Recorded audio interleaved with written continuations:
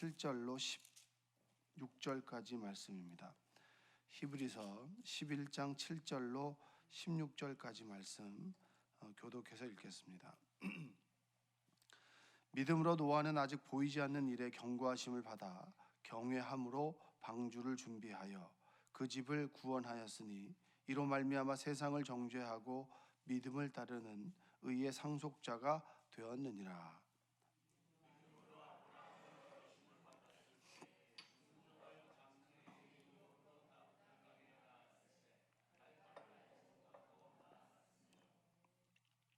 믿음으로 그가 이방의 땅에 있는 것 같이 약속의 땅에 거류하여 동일한 약속을 유업으로 함께 받은 이삭 및 야곱과 더불어 장막에 거하였으니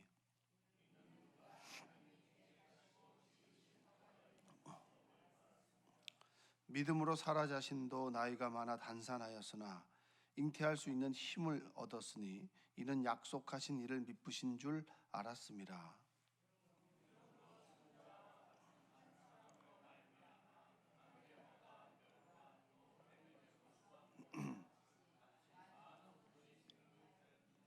이 사람들은 다 믿음을 따라 죽었으며 약속을 받지 못하였으되 그것들을 멀리서 보고 환영하며 또 땅에서는 외국인과 나그네 임일 증언하였으니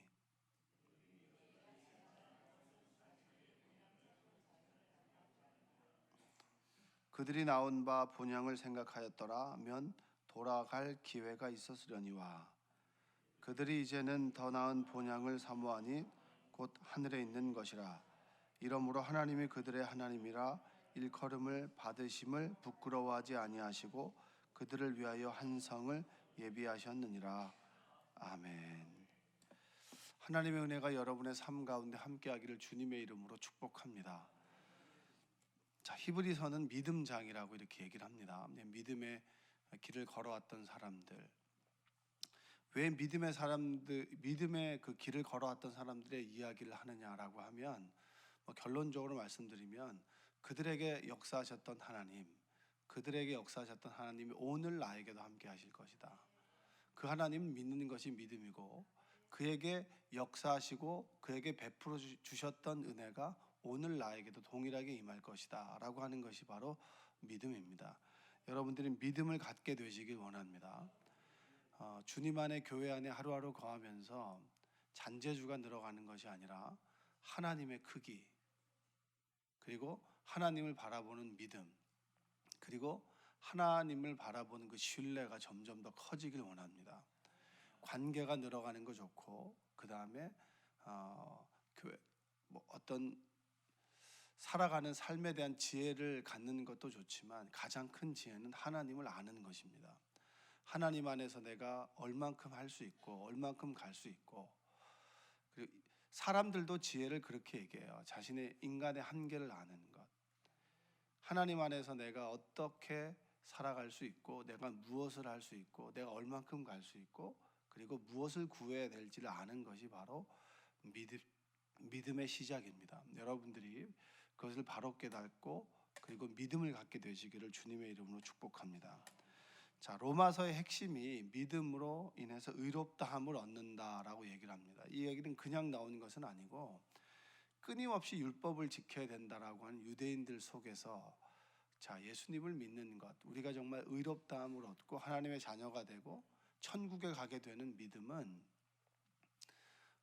율법을 지켜나가는 것이 아니라 예수 그리스도를 온전히 구세주로 영접함으로 인해서 또 그분을 신뢰함으로 인해서 우리가 의롭다함을 얻는다. 이 얘기를 계속 바울은 반복합니다.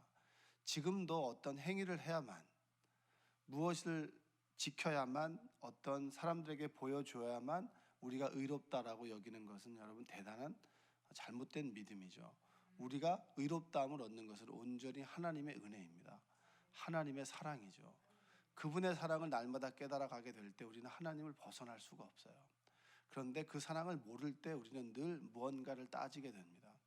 내 자신이 깐깐하게 될 때는 하나님의 사랑이 부족할 때입니다. 그러나 너그러워질 때는 하나님의 은혜를 온전히 우리가 받았을 때예요. 그 사랑을 경험하시기를 원합니다.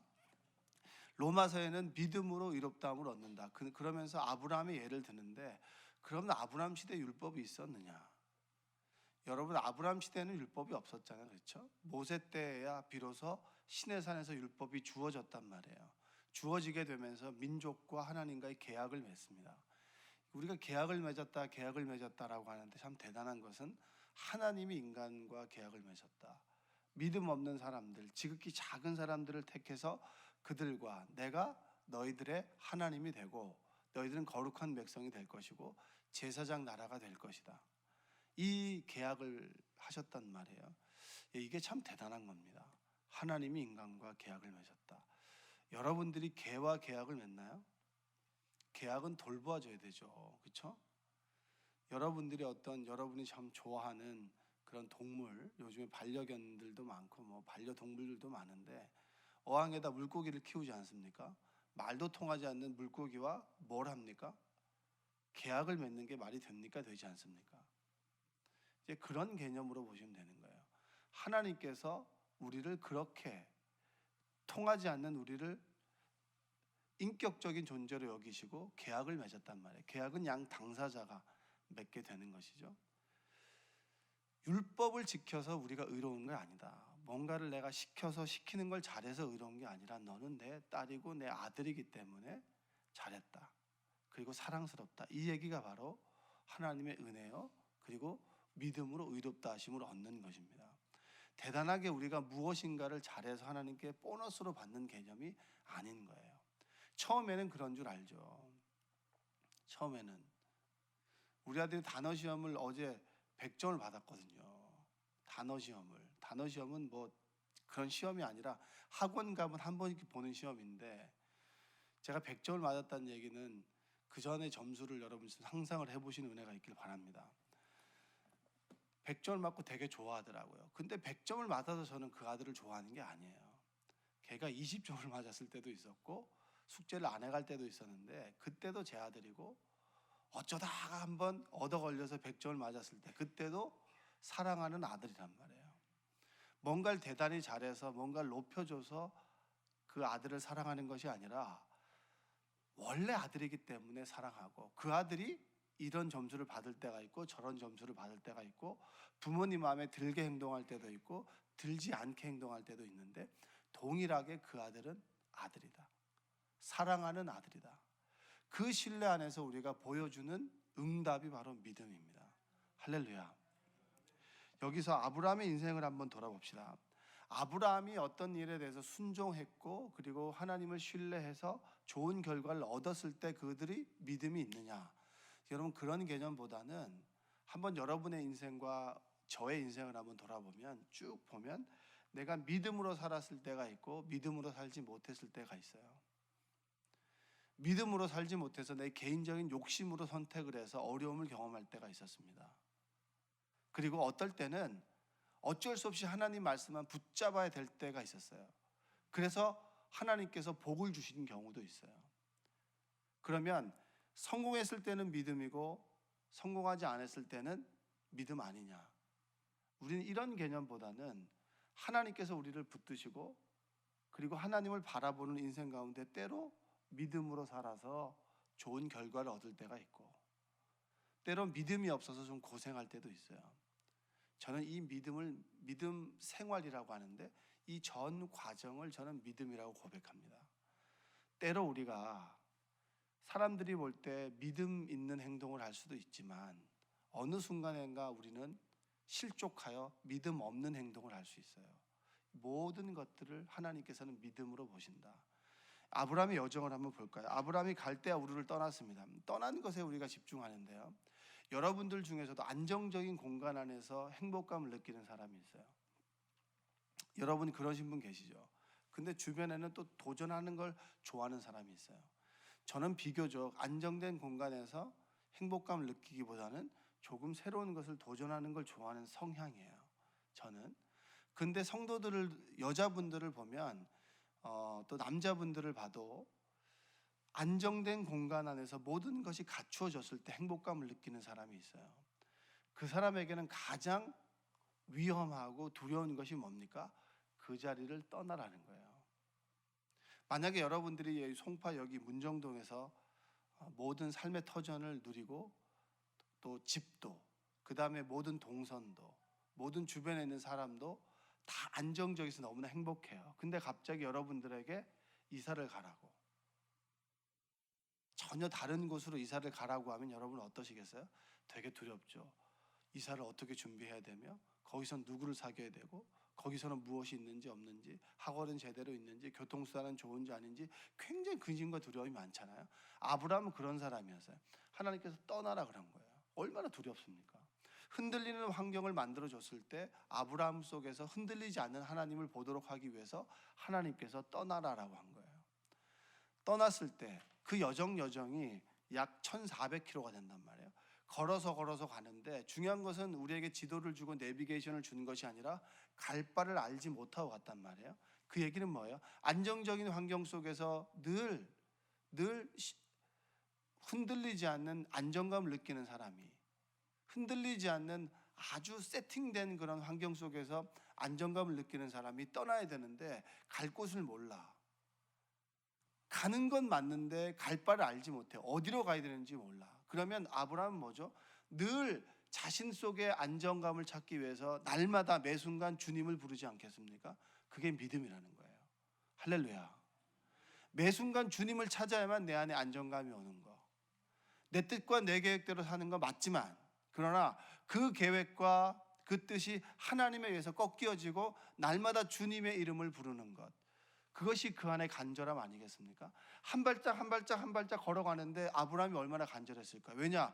주님께서 응답해 주시지 않으면 나는 안정감을 느낄 수 없고, 주님께서 응답해 주시지 않으면 내가 오늘 하루 어디로 가야 될지 모르는 거예요.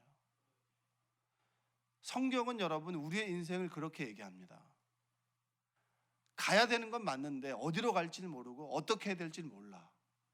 그럴 때 날마다 매 순간 우리와 함께 계시는 주님을 부르는 것이 믿음이야. 할렐루야. 이것이 아브라함에게 주었던 바로 믿음이고 우리에게 요구하시는 믿음입니다. 자, 믿음은 부르심 앞에서 순종하는 거죠. 자, 그러면 아브라함이 실수를 하지 않았나요? 흉년의 때 그는 애굽에 갔습니다. 애굽에 가서 누구를 갖다가 담보로 했죠? 부인을 담보로 살아가는 삶을 살았어요. 생명을 부지하기 위해서.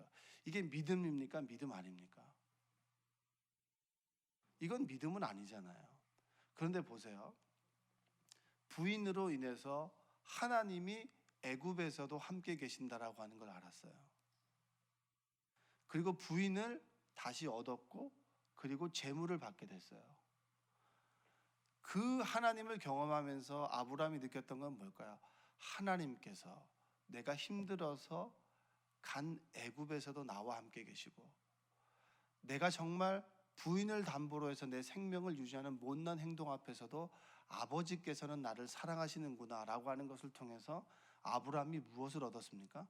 하나님에 대한 신뢰를 얻었어요. 내가 잘해야만 하나님께서 역사하는 것이 아니라, 때로 내가 보이는 현실 앞에서 두려워서 물러서고, 그리고 하나님 없이 내 뜻과 두려움에 살아갈 때에도 하나님께서는 나를 지켜주신다 라고 하는 하나님에 대한 신뢰를 갖게 되면서 그는 믿음을 갖게 됐습니다. 그 믿음으로 살아갈 때 뭐라는 사람이죠? 아브라함은 롯과 아브라함의 길을 나눌 때 하나님께서 복을 주셔서 가축이 많아졌습니다. 많아졌을 때 나눠야 돼요.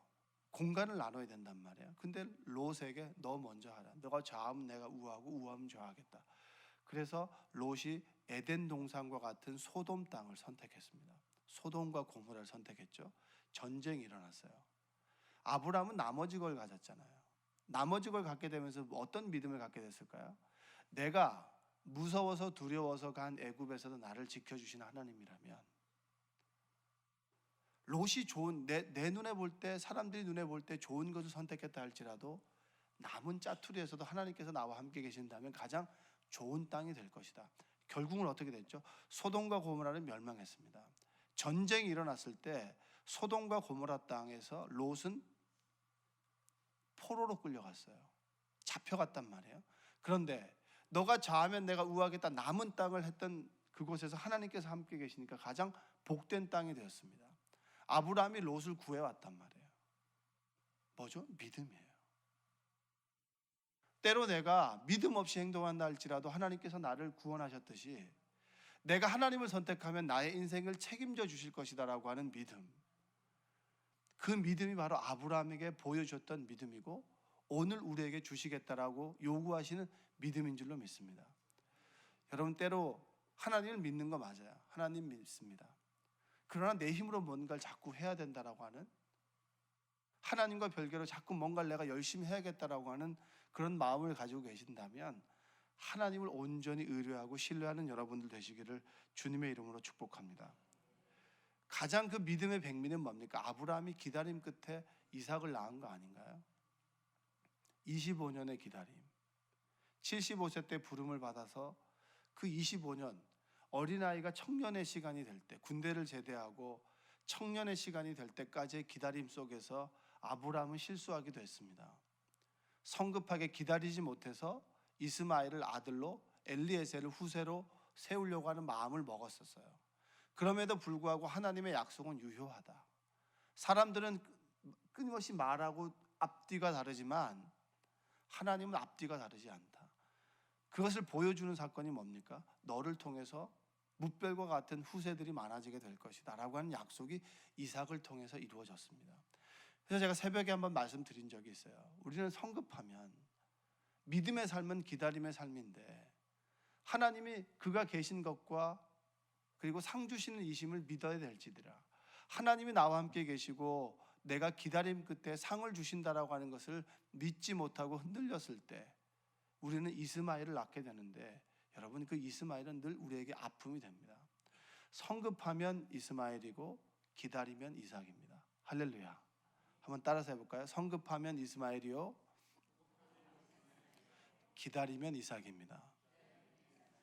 여러분, 이스마엘은 늘 두려움과 근심과 그리고 아픔이지만 이삭은 기쁨이에요. 이삭이라고 하는 뜻이 기쁨이에요. 기다림 끝에 하나님께서는 약속의 응답을 주신다는 거예요. 약속을 이루어 주신다는 거예요. 그게 바로 아브라함이 우리에게 보여줬던 거 아닙니까? 그 소중한 아들을 하나님께서 바치라라고 했을 때, 저는 제 믿음의 정도를 언제 보냐면, 항상 제가 아브라함과 이삭의 입장에 들어가서 하나님께서 너에게 아들을 달라라고 했을 때 내가 아브라함처럼 되었을 때 어떻게 행동하느냐에 따라서 제 믿음의 정도를 좀 봅니다. 제가 신학생 때나 전도사 때 갓 목산수를 받았을 때는 이렇게 생각했어요. 하나님께서 왜 고난을 주시냐고, 자꾸. 아니, 줬으면 됐지, 왜 자꾸 시험거리를 주셔가지고 우리를 힘들게 하냐고.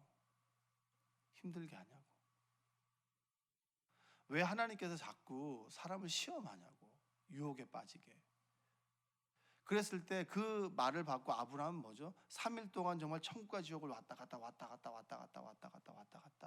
라고 저는 생각했었어요.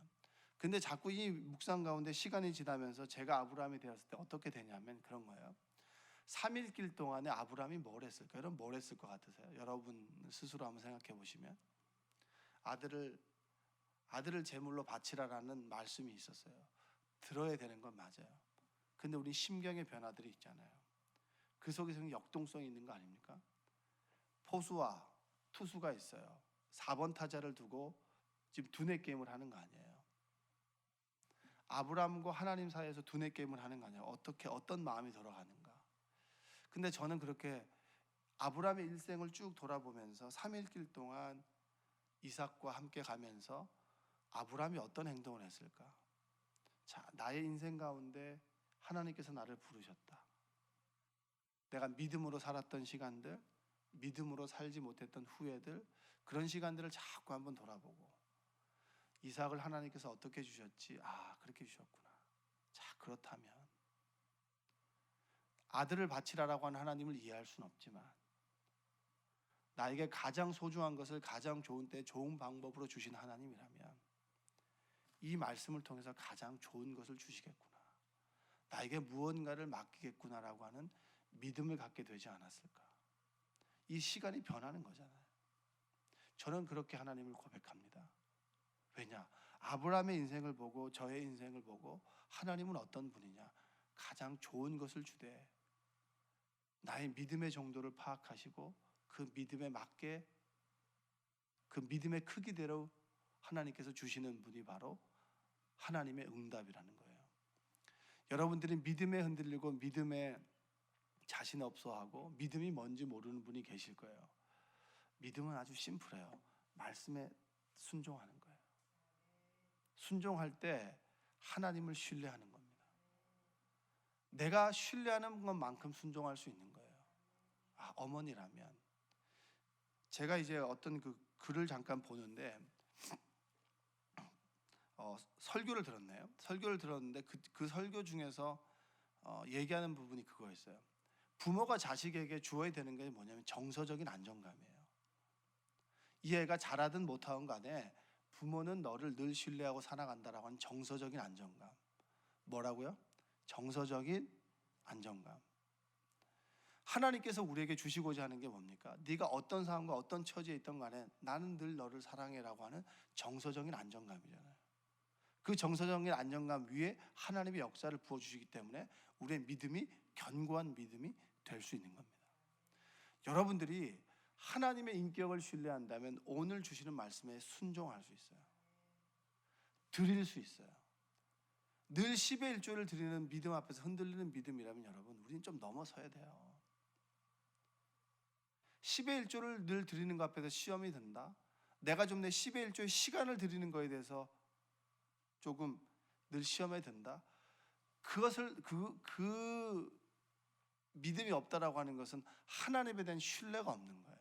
물질을 주시는 분이 하나님이고 시간을 허용하시는 분이 하나님이시고 관계를 허락하시는 분이 하나님이라고 하는 신뢰가 부족하기 때문에 늘 우리가 흔들리는 거예요. 왜 하나님께서는 돈을 빼앗아가는 분이야? 요즘에는 11조를 드리지 않는 교회도 많고 서구에서는 11조 논쟁이 끝났다는 등 이런 얘기 그걸 떠나서 하나님과 나의 인생 가운데 대면했을 때 하나님께서 나에게 맡겨신 물질에 대해서 내가 감사의 표현을 한다라고 하는 그 11조 그리고 감사헌금, 속죄예물 그런 것에 늘 흔들린다면 여러분 우리는 조금 믿음을 견고해져야 돼요. 희생할 수 있어야 돼요.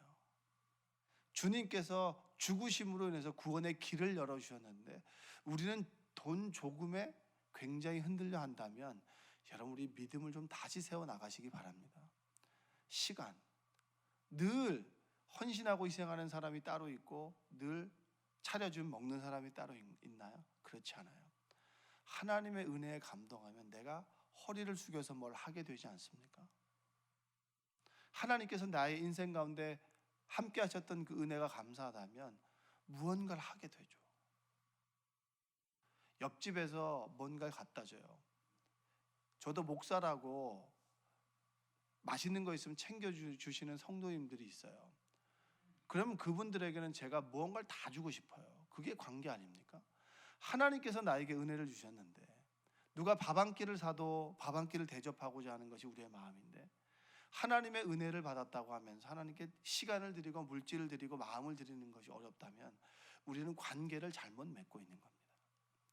여러분 아브라함의 여정을 통해서 그는 전 인생의 전 과정이 믿음의 과정이었고 그것을 순례자라고 하고 요즘 철로 역정이라고 하는 그게 다 그런 인생의 어떤 한 구간 아니겠습니까? 믿음을 가지고 살아가는 여러분들의 삶 속에 하나님의 은혜가 함께하길 주님의 이름으로 축복합니다. 하나님을 신뢰한다면 오늘의 말씀에 순종할 수 있어요. 우리가 두려움과 염려를 갖는다라는 것은 하나님을 신뢰하지 못하고 있다는 얘기예요. 내 안에 기쁨과 감사가 넘치다라고 하는 것은 하나님을 신뢰함으로 성령께서 우리 안에 충만하다는 얘기입니다. 그러나 충만하지 않다라고 하는 것은 하나님을 신뢰하지 못하고 있다는 거예요. 여러분들의 믿음을 한번 점검해 보시기 바랍니다.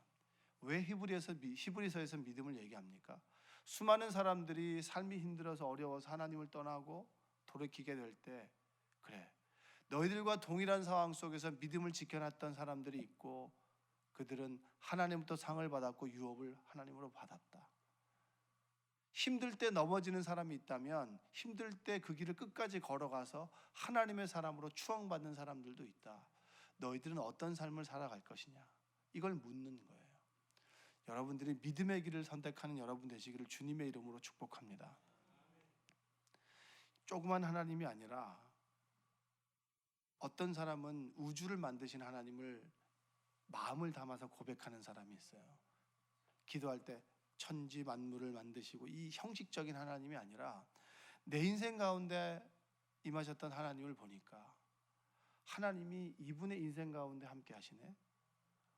이분을 쉽게 여길 수 없고, 우리나라와 함께 하시는 하나님이라면 가난한 국가에서도 함께 하시는 하나님이라고 하는 걸 믿으니, 여러분, 우리는 종교적인 그리고 인종에 대한 차별을 가질 수 없고, 우주 만물을 만드신 하나님이라는 것을 믿으니 하루하루 숨쉬는 것이 소중하다, 모든 것이 소중하다. 그게 우리의 믿음의 고백이 아니겠습니까? 여러분, 오늘 하루를 하나님께서 주셨어요. 어떻게 사실 겁니까? 갈 바를 알지 못하나? 언제 부를지 모르나? 하나님이 내 아버지가 되신다면 천국으로 우리를 부르실 것이고, 오늘 하루 천국의 삶을 살아야 되는데, 천국의 삶은 바로 아버지를 믿는 믿음 안에 사는 것이 바로 그리스도인의 삶입니다. 오늘 하루 살아갈 때 갈 바를 알지 못하나? 아침 먹고 주님께서 부르실 수 있잖아요. 100년 있다 부르시진 않잖아요. 새벽 기도가 제 인생의 마지막일 수 있고요, 그리고 저의 아침이 제 인생의 만찬의 마지막일 수 있어요. 그렇다면 언제 갈지 모르고 어디에 갈지 모르는 인생이지만 하나님께서 내 아버지가 되셔서 천국으로 우리를 부르신다는 믿음 안에서 오늘 하루를 값지게 살아가며 가장 소중한 믿음 안에 살아가시기를 주님의 이름으로 축복합니다. 따라서 해볼게요. 믿음으로 살겠습니다. 네, 기도하겠습니다. 사랑과 은혜가 풍성하신 아버지 하나님, 감사합니다. 하나님을 신뢰하며 하나님 주신 말씀 안에 순종하며 살아가길 원합니다. 항상 기뻐하라, 쉬지 말고 기도하라, 범사에 감사하라. 하나님을 믿으니 감사할 수 있고 사랑할 수 있고 기뻐할 수 있고, 주님을 신뢰하니 오늘 하루 행복하게 살아갈 수 있습니다.